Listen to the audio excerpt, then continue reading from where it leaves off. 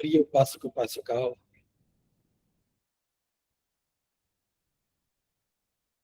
घर घर वंदना और सामूहिक वंदना, इससे हमारे आंदोलन पर और जीवन पर क्या प्रभाव पड़ता है। धम्मभूमि इस अभियान को क्यों लेकर के चली है, हमने कल इस पर चर्चा की, आज फिर चर्चा कर रहे हैं। कल हमने बताया कि जब हम घर में वंदना करते हैं तो नमन किस लिए करते हैं। बुद्धं शरणं गच्छामि, धम्मं शरणं गच्छामि और संघं शरणं गच्छामि क्यों कहते हैं। बुद्ध की शरण क्या है, धम्म की शरण क्या है, संघ की शरण क्या है, ये हमारी समझ में आने लगता है। और किस प्रकार से 5 शीलों का पालन करते हुए हम जीवन के मापदंडों को बनाते हैं, जीवन को श्रेष्ठ बनाते हैं और उसी भाव में जीवन श्रेष्ठ बनने लगता है। हर रोज सुबह और शाम करने से ये सारी बातें हमारे मन और मस्तिष्क पर अंकित होने लगती हैं, आचरण में उतरने लगती हैं और हमें पता लगने लगता है कि हमारे जीवन के कोई मूल्य हैं। हम उन्हीं मूल्यों को बनाए रखने के लिए प्रयासरत हो जाते हैं और ये हमारी पहचान भी हो जाती है। आज मैं इससे आगे दूसरे भाग पर चर्चा करूंगा। सामूहिक वंदना में धम्म ग्रंथ का पढ़ा जाना या घर में वंदना के बाद धम्म ग्रंथ का पढ़ा जाना, कुछ लोगों के मन में ये भ्रम पैदा हो रहा होगा कि कोई रामायण का पाठ पढ़ता है, कोई गीता का पाठ पढ़ता है, कोई कुरान पढ़ता है, कोई बाइबल पढ़ता है, हम उसी कैटेगरी में आ गए।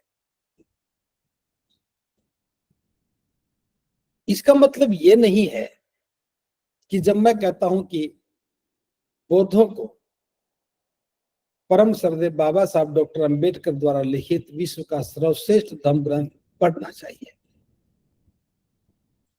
तो ये विषय किसी धर्म से तुलना का नहीं है। हर धर्म के लोग अपनी धार्मिक मान्यताओं को बनाए रखने के लिए अपने धार्मिक ग्रंथों का सहारा लेते हैं, इसमें कोई आपत्ति की बात नहीं और हमारे लिए इसमें तुलना करने की कोई बात नहीं है। इस्लाम का व्यक्ति कुरान की बात करेगा, ईसाई धर्म का व्यक्ति बाइबल की बात करेगा, हिंदू गीता की बात करेगा, रामायण की बात करेगा। लेकिन जब हम बौद्धों की बात करते हैं तो हमारा ये कोई विषय नहीं है कि हम किसी की आलोचना करें। हमारा विषय है कि हमारा धम्म ग्रंथ क्या है, उसमें क्या लिखा है। जब हम सामूहिक वंदना करते हैं या घर में बैठ करके धम्म ग्रंथ पढ़ते हैं तो सबसे पहली बात, उस ग्रंथ में जो लिखा है वो हमें समझ में आने लगता है। उस ग्रंथ में अनंत पात्र हैं, बहुत सारे पात्र हैं। एक एक पात्र हमारे मस्तिष्क में स्थापित होने लगता है। एक एक पात्र से हमें कुछ प्रेरणा मिलती है, कुछ सीखते हैं और उसी से दो लाभ होते हैं। एक तो ये, हमें अपने धर्म की गौरवशाली बातें पता लगती है। हमारे धर्म के गौरवशाली जो पात्र हैं उनके व्यक्तित्व तो समझ में आने लगते हैं। दूसरी बात, हमें याद होने लगता है, धम्म ग्रंथ की महत्ता स्थापित होने लगती है। वो पात्र हमारे आदर्श बन जाते हैं। उन आदर्शों को देख करके हम रूपांतरित होने लगते हैं। लंबे समय से हमने धम्म ग्रंथ पर चर्चा नहीं की। जो कल शुरुआत में मैंने मिलन दर्पण की बात की थी कि जब धर्म के सिद्धांत और शिक्षाएं जनता की पहुंच से दूर हो जाएं, जब धर्म के सिद्धांत और शिक्षाओं को जनता की भाषा में बताने वाले लोग ना हो और जब धर्म के सिद्धांत और शिक्षाओं को आचरण में ना उतारा जाए तो धर्म लुप्त हो जाता है। तो कल मैंने तीसरे बिंदु पर चर्चा की जो धम्म का सिद्धांत और शिक्षा है वो आचरण में उतरना चाहिए। रोज वंदना करने से, साप्ताहिक वंदना करने से, सामूहिक वंदना करने से वो सारी बातें हमारे व्यवहार में उतरने लगती है, धम्म समझ में आने लगता है। दूसरा, धम्म ग्रंथ पढ़ना चाहिए। जैसे उदाहरण के लिए हम रठपाल को पढ़ते हैं तो प्रत्येक युवा व्यक्ति के मन में एक बात उठने लगती है। एक अमीर परिवार का व्यक्ति जिसके पास धन संपदा की कोई कमी नहीं और सब कुछ त्याग करके कैसे वो भिक्षु बन गया। उनकी जीवन संगिनी ने रोकने की कोशिश की, उनके पिता ने रोकने की कोशिश की, मां ने रोकने की कोशिश की, घर में सोने चांदी का पूरा ढेर लगा दिया। रठपाल ने कहा कि हे गृहपति, भोजन देना हो तो दो, व्यर्थ की परेशानी मत डालो, और जो मेरे सामने सोना चांदी का ढेर लगा रखा है, मेरी सलाह मानो, इसको बैलगाड़ी में भर करके नदी में फेंक दो। ये है त्याग। एक पात्र के रूप में रठपाल हमारे लिए एक आदर्श बन जाता है और किसी भी प्रकार का प्रलोभन, किसी भी प्रकार का आकर्षण मन में नहीं रहता है। त्याग दिया तो सब त्याग दिया, ये पात्र समझ में आता है। जब विशाखा की बात करते हैं तो 7 वर्ष की उम्र में पहली बार बुद्ध को सुनती है और 120 वर्ष की उम्र तक धम्म में शरणागत बन के रहती है। धम्म के प्रति कितना गहरा लगाव था कि एक तरफ अनाथ पिंडक ने जैतवन विहार खरीद करके, आमर वन खरीद करके बुद्ध को दे दिया, बहुत सारा पैसा खर्च करके रहने के लिए हजारों कमरे बनवा दिए। तो विशाखा ने भी उसी के सामने उतने ही धन से जमीन खरीद करके बहुत बड़ा विहार बना करके बुद्ध को सौंप दिया, भिक्षु संघ को सौंप दिया। विशाखा को एक पात्र के रूप में पढ़ते तो पता लगता है कि किस प्रकार से विशाखा ने तथागत से 8 वर मांगे। और वे 8 वर क्या थे? कोई भिक्षु सावथी में आए तुम उसको भोजन दान करो, कोई भिक्षु सावथी से बाहर जाए तुम उसको भोजन दान करो, कोई बीमार भिक्षु हो तुम उसको बीमारी के अनुरूप भोजन दान करो, कोई भिक्षु बीमार भिक्षु की सेवा कर रहा हो तो मैं उसको भोजन दान करूं, बीमार भिक्षु को मैं उस दवा दूं, सारे भिक्षुओं को मैं भोजन दान कर, पायस का भोजन दान करूं।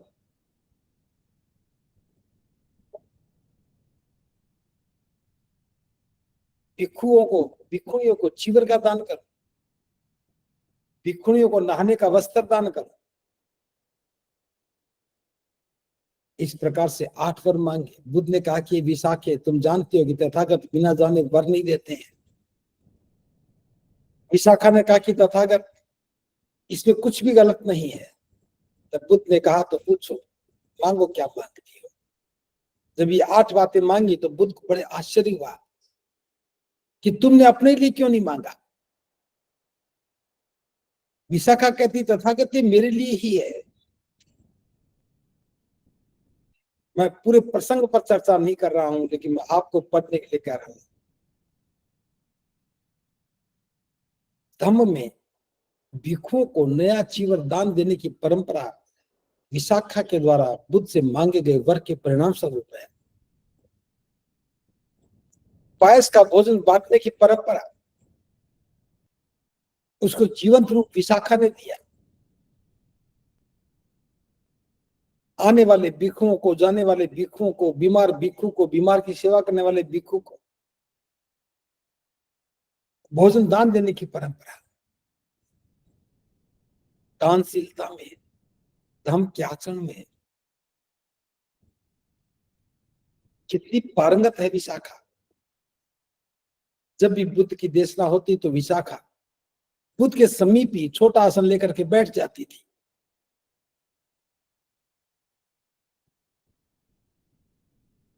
तो जब हम धम्म की बात करते हैं तो विशाखा बुद्ध के साथ खड़ी नजर आती है। जब महिलाएं विशाखा को एक पात्र के रूप में देखेंगी तो उनमें भी विशाखा बनने का भाव पैदा होता है। आम्रपाली नगर वधु थी।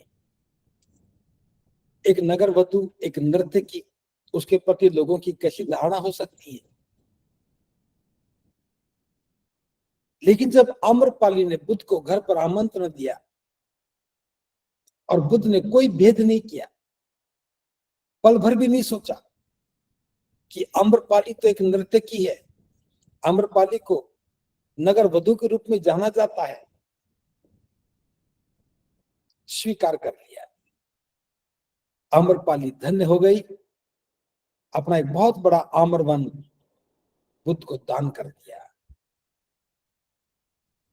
और बुद्ध से इतना प्रभावित हुई, समझ में आ गया ये रूप, ये यौवन, ये जवानी सदा नहीं रहनी है। जब उसने अपनी कुरूपता का बोध किया कि बुढ़ापा सबको आना है, ये रूप, ये यौवन सब ढल जाना है, बुद्ध की शरण में गई और भिक्षुनी बन गई। जब पटाचारा को पढ़ते हैं, जवानी में गलत दलीज पर कदम रखा, घर के नौकर के साथ भाग गई, दो बच्चे पैदा हुए, लेकिन एक ही पल में, एक झटके के साथ पति की मृत्यु हो गई, सांप ने डस लिया। एक बेटे को चील उठा ले गई, दूसरा नदी में बह गया। एक ही पल में 3 लोग जीवन से हमेशा के लिए जुदा हो गए। बड़ी मुश्किल से घर पहुंची तो देखा घर गिरा पड़ा है। पूछा कि मेरे मम्मी पापा, माता पिता, भाई कहाँ गए? तो लोगों ने बताया कि तूफान जो आया था उसमें मकान गिर गया, तीनों दब करके मर गए थे, उनको शमशान में लेकर गए हैं अंतिम संस्कार करने के लिए। और जब पटाचारा ने देखा कि उनके पिता, उनकी माँ, उनका भाई एक साथ, उन तीनों की लाशें जल रही है, मूर्छित हो गई, पागल हो गई, वस्त्र फाड़ लिए, कई वर्षों तक पागल घूमती रही। एक बार बुद्ध की अनुकंपा पड़ी, बुद्ध देशना दे रहे थे, वो चुप करके सुन रही थी और बुद्ध के मुख से निकला हुआ एक एक करुणा का शब्द उसे रोमांचित कर रहा था। उसकी मूर्छा टूट गई, जागृत अवस्था में आ गई। बुद्ध ने उसे भिक्षुणी बना दिया, पटाचारा अरहत हो गई। एक एक पात्र बड़ा अनुपम है, एक एक पात्र बड़ा प्रेरणादायक है। जब धम्म ग्रंथ पढ़ते हैं तो एक एक पात्र पर आंखें ठहर जाती हैं। एक एक पात्र का जीवन चरित्र हमारे सामने एक फिल्म की तरह से चलने लगता है और हर पात्र एक बहुत बड़ी प्रेरणा देता है, प्रेरणा का स्रोत बन जाता है। किसा गौतमी को देखते हैं तो बहुत कुछ सीखते हैं, पटाचारा को देखते हैं तो बहुत कुछ सीखते हैं, भिक्षुणी खेमा को देखते हैं तो बहुत कुछ सीखते हैं। सारीपुत्र किस प्रकार से रूपांतरित हुआ, किस प्रकार से सारीपुत्र बुद्ध का धम्म का सेनापति बना, किस प्रकार सारीपुत्र ने अपने आप को धम्म में तराश लिया। असद जी के चलने के तरीके को देख करके सारीपुत्र कैसे रूपांतरित हो गया। एक से बढ़कर एक अनूठा उदाहरण है। जब हम धम्म ग्रंथ को पढ़ते हैं, उसकी घटनाओं को पढ़ते हैं, तो हमें लगता है जैसे ये घटना हमारी आंखों के सामने घट रही हो। किस प्रकार से सिद्धार्थ शाक्य संघ की बैठक में प्रस्ताव का विरोध करते हैं, परिणाम स्वरूप किस प्रकार से वो सजा को स्वीकार करते हैं, कैसे पवचित होते हैं, विशाखा और सिद्धार्थ का कैसा संवाद है, कैसे नगर के लोग पीछे पीछे चल पड़ते हैं, एक एक घटना हमें रोमांचित करती है, हमें प्रेरणा देती है। इसलिए धम्म ग्रंथ पढ़ने से हम धम्म के बारे में सीखने लगते हैं, जानने लगते हैं, एक एक घटना के महत्व को समझते हैं। और सबसे बड़ी बात, हमें बुद्ध का जीवन चरित्र समझ में आने लगता है। सिद्धार्थ के संबोधि प्राप्ति के बाद, बुद्ध बन जाने के बाद 45 वर्ष तक लगातार जो चारिका करते रहे, वो मकसद समझ में आता है। और उसी मकसद से हमारे अपने मकसद भी रूपांतरित होने लगते हैं। बिना धम्म को समझे, बिना बुद्ध काल के पात्रों को जाने, हम धम्म को आचरण में कैसे उतार सकेंगे? मैं एक छोटी सी घटना का जिक्र कर रहा हूं। गांधार प्रदेश की घटना है। एक बुजुर्ग भिक्षु था। वैसे तो भिक्षु बहुत सारे थे, समूह में रहते थे, लेकिन उनमें बहुत वरिष्ठ भिक्षु था, बुजुर्ग था, बीमार रहने लगा। उसको दस्त लग गए, शरीर कमजोर था, उम्र ज्यादा थी, और दस्त लगने के बाद रहे से ताकत भी नहीं बचती है। वो जहां भी बैठता, उसका अतिसार का रोग था, वहीं मलमूत्र त्याग देता। कुछ भिक्षुओं को घिन आने लगी, विहार छोड़ के चले गए। कुछ भिक्षु कहीं और रहने लग गए। कुछ भिक्षु वहां बचे हुए भी थे, लेकिन वे भी बड़ी घिन करने लगे। बुद्ध को पता लगा कि गांधार प्रदेश में एक भिक्षु के साथ ऐसा हो रहा है। बुद्ध स्वयं वहां गए। आनंद ने पानी गर्म करके पानी डाला, और बुद्ध ने अपने हाथ से उस बुजुर्ग भिक्षु को धोया, उसके वस्त्र बदले। बाकी भिक्षु ने आंगन की सफाई कर दी। उस बुजुर्ग भिक्षु को नहा धुला करके, साफ करके, नए कपड़े पहना करके उसे लिटा दिया। तब तथागत ने सभी बाकी भिक्षुओं को देशना देते हुए कहा कि भिक्षुओं, जो किसी भी वृद्ध भिक्षु की सेवा करता है, बीमार की सेवा करता है, जरूरतमंद की सेवा करता है, तो मेरी ही सेवा करता है। अब ये घटना हमें प्रेरणा देती है। जब भी कोई जरूरतमंद दिखता है, दुखी दिखता है, पीड़ित दिखता है, बुजुर्ग दिखता है, बीमार दिखता है, तो हमारे मन में ख्याल आता है कि हम उसकी सेवा करें, क्योंकि उस व्यक्ति के रूप में हमें बुद्ध नजर आते हैं। उसकी सेवा करते हैं तो लगता है कि हम बुद्ध की सेवा कर रहे हैं। और जब बुद्ध की सेवा कर रहे हैं, ये भाव मन में जगता है, तब हमारे मन में करुणा जागृत होने लगती है, हम खुद रूपांतरित होने लगते हैं। तो बिना पढ़े, बिना सुने, बिना समझे क्या कल्पना कर सकते हैं हम लोग? जो बौद्ध बने हैं, दान पारमिता पर बहुत सारी बातें होती रहती है। कुछ लोग थोड़ा सा दान देते हैं, बड़ा बताते हैं, एक बार देते हैं, कई साल तक गाते हैं। तो दान की भावना समझ में नहीं आती। लेकिन जब हम ग्रंथ को पढ़ते हैं, अनाथ पिंडक का जिक्र रखता है, तो किस प्रकार से सोने के सिक्के, एक सिक्के से दूसरा सिक्का सटा करके 35 एकड़ जमीन में बिछा करके जमीन खरीद ली, आमर वन खरीद लिया, बुद्ध को दान कर दिया। मैं समझता हूं संभवतः दुनिया में इतना बड़ा दान कभी नहीं हुआ होगा। कितनी बड़ी दान पारमिता! नगर का अनाथ पिंडक, नगर सेठी, जिसकी कई पीढ़ियां राजघराने से संबंध रखती थी, राजाओं का खजाना संभालती थी, अकुत संपत्ति का मालिक था। लेकिन जब दान देना लगा, दान की देने की भावना प्रगाढ़ होने लगी, तो जो घर में था सब दान दिया जा चुका था।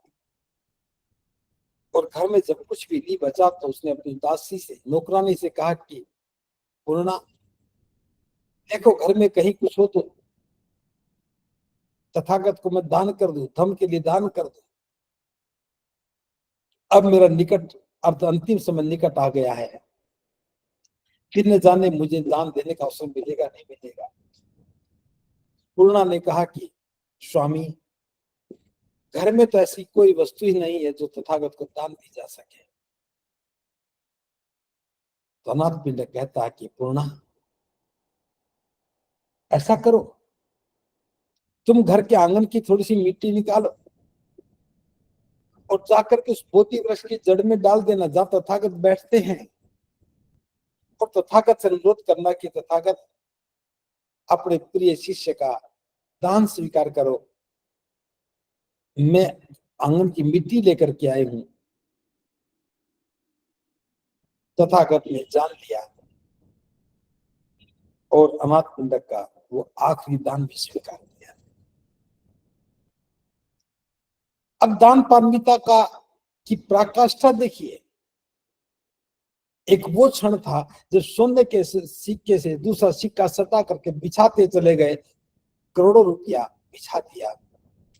दान बाग की कीमत इतनी नहीं थी, उससे कई गुना ज्यादा दे दिया। और दान देते देते एक क्षण ऐसा भी आया कि घर के आंगन की मिट्टी भी दान में कर दी। कुछ लोग सोचते होंगे कि तो बर्बादी हो गई, क्या मिला अनाथ पिंडक को? मैं बताना चाहता हूं, मूल्यांकन करने के अपने तरीके हो सकते हैं, समझने के अपने तरीके हो सकते हैं। अनाथ पिंडक के पास वो धन पता नहीं कितनी पीढ़ियों से चला आ रहा होगा, कितनी पीढ़ियों से उस संपत्ति का मालिक रहा होगा। अगर वो दान ना करता तो आज हम उस सावर्थी को देखते हैं जो कभी महानगर था, जो कभी व्यापारिक नगर था, जिसके प्रवेश द्वार से बहुत ना निकट ना दूर बुद्ध रहे, 25 वर्षावास किए। आज उस नगर का बस टीलों के रूप में अवशेष बचा है। जमीन को खोदने के बाद खंडर नुमा मकान भी निकलते हैं। अनाथ पिंडक का भी ऐसा ही हो जाता है। वो सोने के सिक्के काम नहीं आते, लेकिन अनाथ पिंडक की दान पारमिता, भले वो सोने के सिक्के की दान पारमिता बिछा करके आम्रवन खरीदने की हो, चाहे वो घर के आंगन की मिट्टी को दे देकर बोधि वृक्ष की जड़ों में डालने की बात रही हो। आज 2500 वर्ष के बाद भी जब बुद्ध का जिक्र आता है तो अनाथ पिंडक बुद्ध के साथ खड़े नजर आते हैं। बुद्ध बनना कोई सामान्य घटना नहीं है, लेकिन बिना बुद्ध बने बुद्ध का सानिध्य पा जाना, अपना सब कुछ धर्म के लिए दान करके बुद्ध के समीप ही अपना स्थान बना लेना, ये दान पारमिता की उच्चतम पराकाष्ठा है। अफसोस नहीं था कि मेरा सब कुछ दे दिया मैंने, घर के आंगन की मिट्टी भी तो मेरी ही है, वो भी बोधि वृक्ष की जड़ों में डालने से काम आ जाए, क्योंकि उस बोधि वृक्ष की छाया में बुद्ध बैठते हैं। सोच के देखिए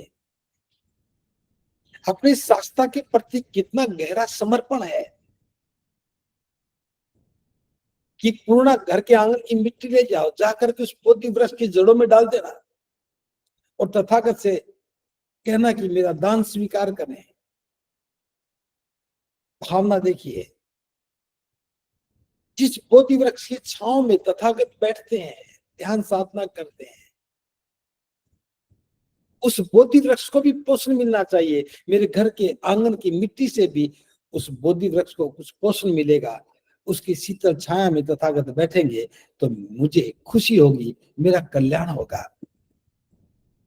यही है दान पारमिता की भावना, हमारे अंदर भी प्रफुल्लित होने लगती है, हमारे अंदर भी पैदा होने लगती है और हम रूपांतरित होने लगते हैं।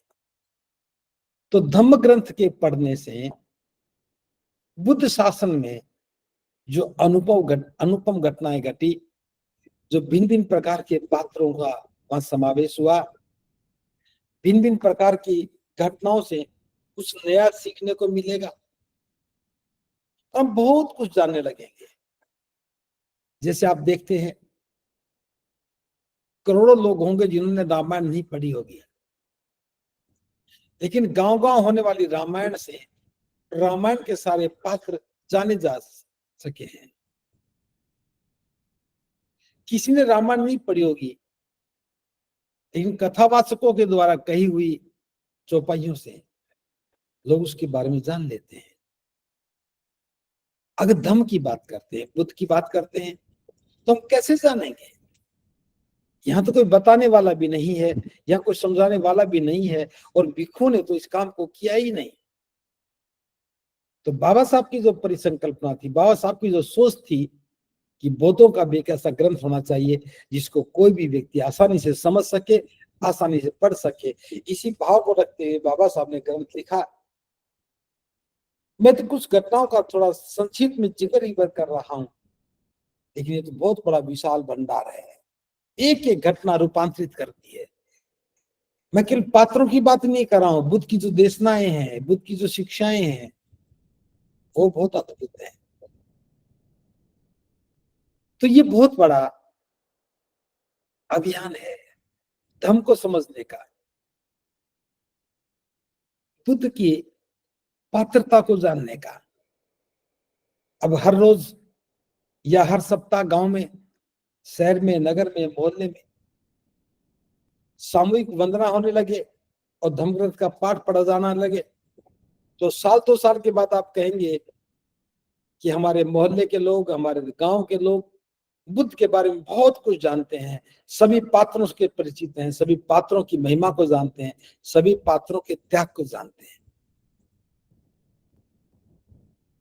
यही तो प्रभाव है, और हम भी यही चाहते हैं। मिलंदपन में जनता की भाषा में जनता को समझाने वाले लोग चाहिए। ये काम भिक्षुओं का था, भिक्षु नहीं है, तो ये काम उपासक उपासिकाएं कर सकती हैं। अपने ही घर के समीप सामूहिक वंदना कर सकती है, अपने घर के निकट इस सामूहिक वंदना के बाद धम्म की चर्चा कर सकती है।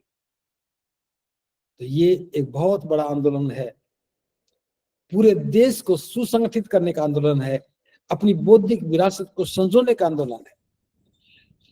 तो मैं समझता हूं आज ये सब बातें ठीक से समझ में आ गई होंगी, और केवल इन्हीं पात्रों की मैं बात नहीं कर रहा, अंगुलीमाल जैसे पात्र को भी रूपांतरित करने का साहस बुद्ध में था। और जो इंसान को देख करके जिसका खून खोल उठता था, गर्दन धड़ से अलग कर देता था, अंगुली काट के माला में पिरो लेता था, वो खूंखार हिंसक,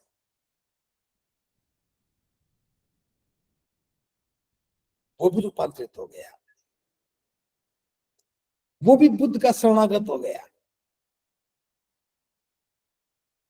तो एक से बढ़कर के एक पात्र हमारे सामने है। हम बुद्ध की शिक्षाओं को समझेंगे, अपनी भाषा में लोगों को धम्म के सिद्धांत समझाने लगेंगे, और निश्चित रूप से हमारा कल्याण होगा। तो बुद्ध काल में जो जो भिन्न भिन्न प्रकार के जो पात्र हैं, उनकी उपयोगिता समझने लगेंगे।